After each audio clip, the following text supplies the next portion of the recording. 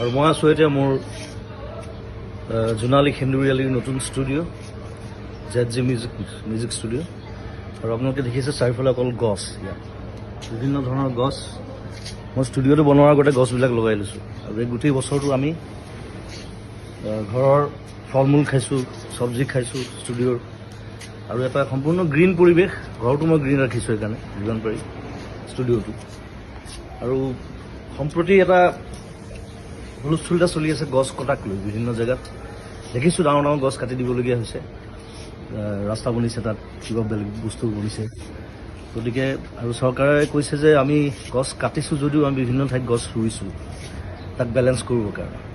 কিন্তু এতিয়া কিছুমান জেগা আছে, যেনে ৰিচেণ্টলি যিটো হুলস্থুল চলি আছে দীঘলী পুখুৰীৰ সেই পুৰণা গছখিনিক লৈ পেলাই।